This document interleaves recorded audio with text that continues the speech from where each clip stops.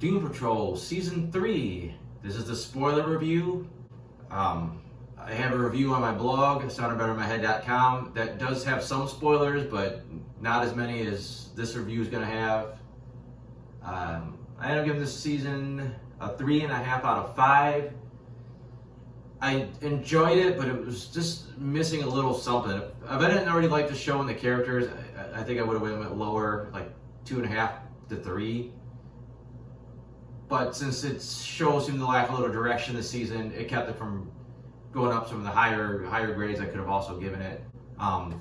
Previous seasons, you had big bads for starters. Everyone, you knew from the get-go they had to deal with Mr. Nobody, and you knew he was super powerful, and it was leading towards that. And in the second season, you could see that they were going to have to deal with the Candlemaker, and everything was building towards that confrontation. But this season, you kind of made it sound like the Sisterhood of Dada was going to be like the big thing, and it really ended up not being anything. And then it kind of goes back to Madame Rouge, and that really went nowhere. And then for a minute, it looked like the Brotherhood of Evil were going to end up being the villains, and they were really a non-factor. So there was really no big bad to fight. There was nothing to dread. They weren't really trying to save the day from anything. The season just kind of happened, but it was still a pretty fun ride. Like a lot of stuff, Season 2 suffered because the coronavirus.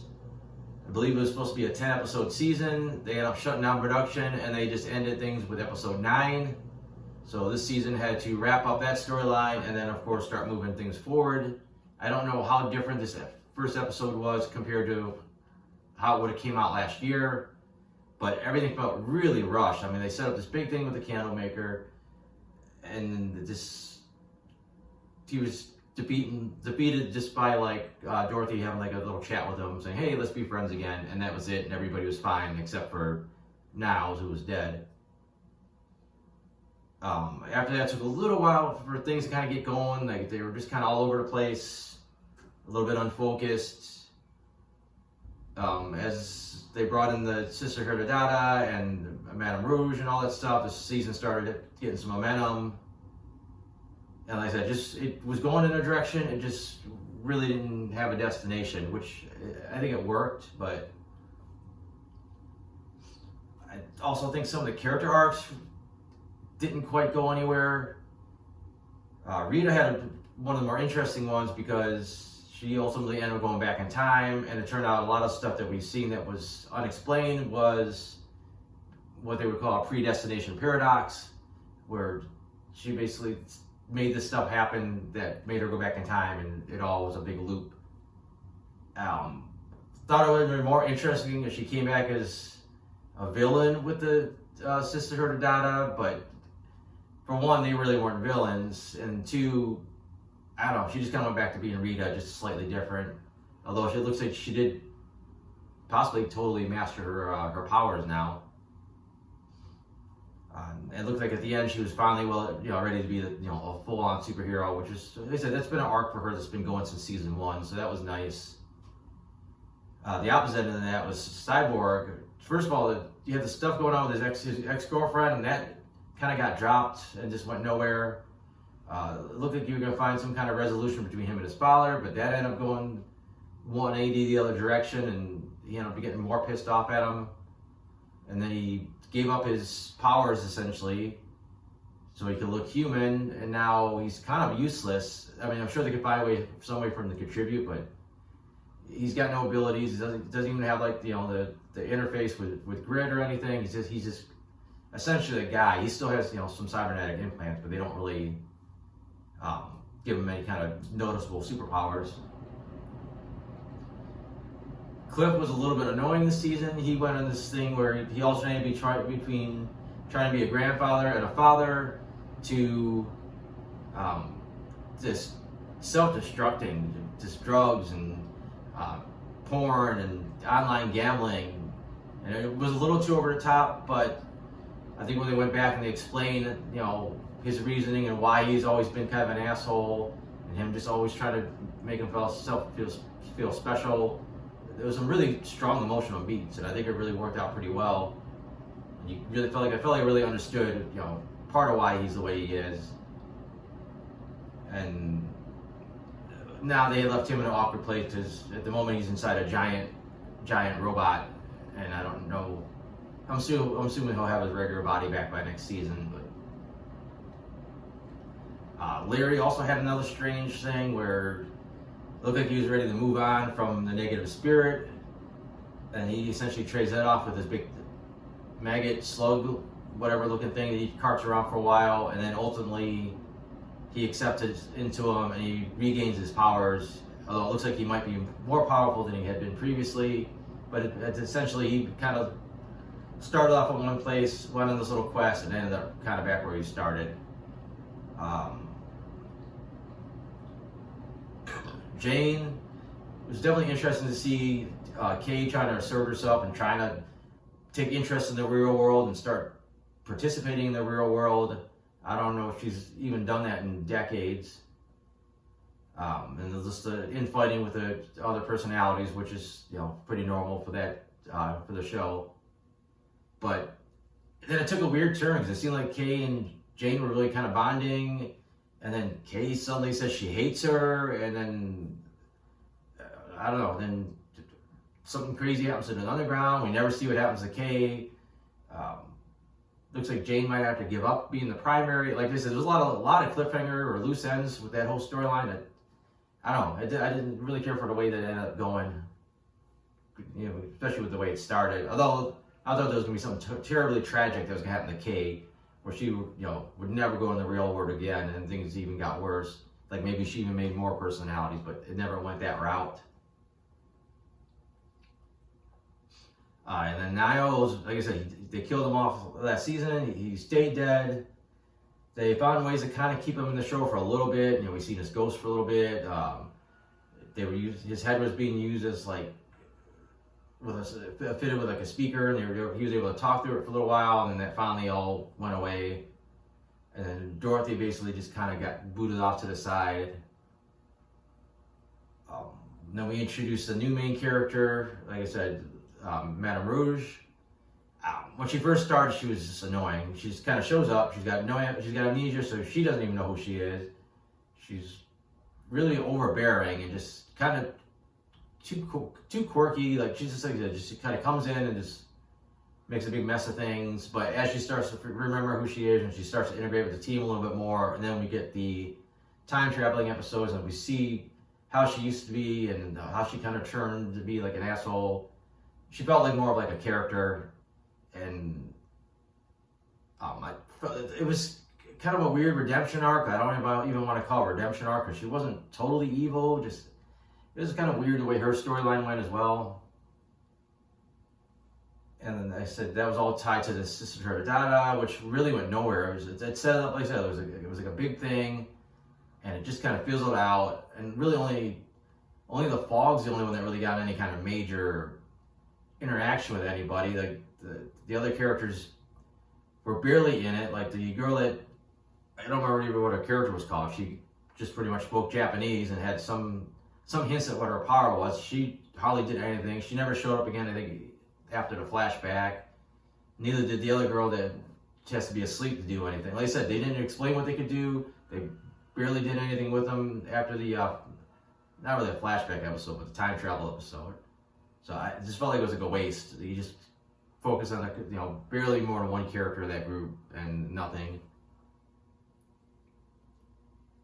The show looks still pretty good. There's still some of the CG that's just not that great, but even their bad CG is still better than a lot of the Arrowverse stuff. And then some of the CG is like really solid. So it's kind of mixed, but overall it looks decent. This is some crazy set designs, some crazy like trippy images, and some weird looking characters. The show's always very inventive, and it makes it fun to watch. Even the problem last season, they just overdid it. Like they just tried to make things wacky for wackiness sake, and I think it failed. I felt like it was too obvious they were trying too hard. I think this season was a little bit better. But I don't have a ton to say about the show. Like I said, there wasn't really that much that actually happened in it. I'll have to go through my notes here, see what else is worth mentioning. It was kind of a little moment, but I did like in the first episode where Jane had to use the plane to get back to the real world out of the underground, and it was a nice dramatic moment. The music really worked. I thought that was nice. Again, some nice bonding moments between Cliff and Jane. Like, you know, he always tries to act like she's like a daughter to him, and she always tries to push him away. But they had a couple moments in the pilot, not the pilot, but this first episode, and also in the final episode. It's nice to see, you know, it's just nice to see them finally bonding and her letting somebody in. I thought the second episode really felt like classic Doom Patrol again, where they got just the argument and the interactions were like just, you know, what's always worked for the show so far. I think that's like kind of the core of it. And you had the whole goofy thing with this alien that was supposed to like assassinate Rita, and then it took so long that he gave up on it, and there was a goofy little storyline, but it worked. I loved Kay starting this little dance number, just because they said you've seen these characters long enough that when they get a chance to finally relax and have some good times, it's nice. Even though, you know, of course, they all got killed immediately afterwards, but you obviously know that's not going to stick. We once again get to see the DC Universe's version of the afterlife. We've seen a version of it in Titans this season. We've seen hints at it in the other, like, I think, Arrowverse shows. So apparently, if you die in the DC Universe anywhere, you're going to end up in some kind of afterlife. The Dead Boy Detective Agency was fine. It felt like they were definitely trying to set up some type of spin-off, which I heard they are trying to set up. The imagery was okay that they saw in the afterlife. I did like that spider lady at the end. I thought she looked pretty good. Obviously, there's some intentionally confusing stuff there, which it gets explained later on. We also learned that apparently Jane is kind of based on Kay's grandmother a little bit, which I thought was a nice touch. That's why I said it seemed like they were bonding at that point, because she based her on her grandmother, but then it just went south later on. The zombie stuff was just goofy. They didn't really do anything for me. Like they went with like a cheesy zombie thing. The whole episode was a little over top, which it worked for because Doom Patrol, and you had the werebutts and all that stuff. And I guess the cliffhanger with the zombie werebutt was just a joke, and it obviously apparently hasn't gone anywhere because it was never brought up again.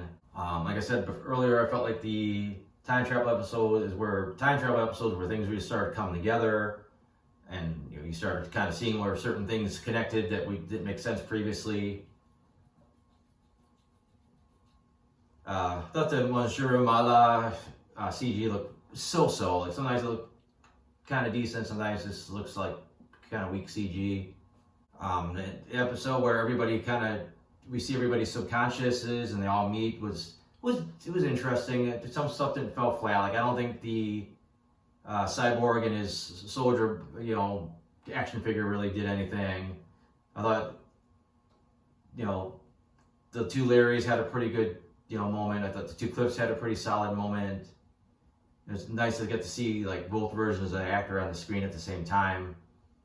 Like I said, Jane's was kind of weird because I was shocked that Kay apparently hates her. But like I said, it worked. It was a nice cathartic moment for almost everybody, and you know, you got some stuff you got. This is it. Just getting what makes these characters tick is always nice, and seeing them trying to move forward. I also thought it was kind of funny that Cliff and Larry both looked at each other and got out of that little tent before Jane went bananas and trashed the whole thing. Cyborg kind of looks human now. He basically got rid of his powers, which I thought was very surprising, and also surprising that they didn't have him go back in some fashion, like he needed the power up to save the day.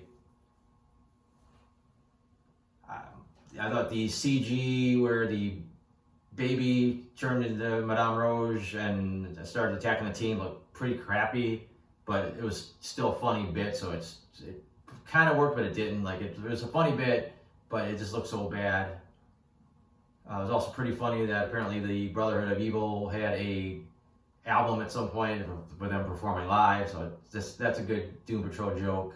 Also kind of interesting to find out that Cliff's not just a pure robot. There was some magic involved, which I guess explains some things, like especially the way the show works, like how is this robot able to do the things he is when he's kind of half-assed put together, and Niles doesn't know a lot about, you know, electronics. Cliff as the giant robot was pretty funny. Thought the CG was weak, but I did like this little part where they pull back and he's walking across the United States, like it shows the map, and I thought that was a pretty funny bit. Interesting to see Rita get a little bit dark and dump scalding hot water on the brain. And then I thought it really came out of nowhere that Rita was able to make herself a giant. Like, I know she's getting more control of her powers, but it just looks, it's like nothing we've ever even seen her close to doing before. And it seems like that's something you should have somehow, some way set it up a little bit better. Like maybe something she could conceivably do, or maybe she could make one hand really big, something to set that up, because I was a little confused that she was suddenly giant. And then, of course, the show has this traditional wacky ending. There's still a lot of cliffhangers, especially like what's going on with Jane in the underground. You know, as Cliff still got the giant body. Madame Rouge trying to redeem herself. At the moment, the team still has a time machine. So I don't know, a lot of stuff set up. I didn't feel like they were really setting anything up for next season, but there was definitely plot threads that could carry on to next season. And that's really all I gotta say. Like I said, soundedbettermyhead.com. I got the alternate version of this on there. Probably some stuff on there I forgot to mention here. I got some other reviews on there. I got my comic strips. So thanks for watching.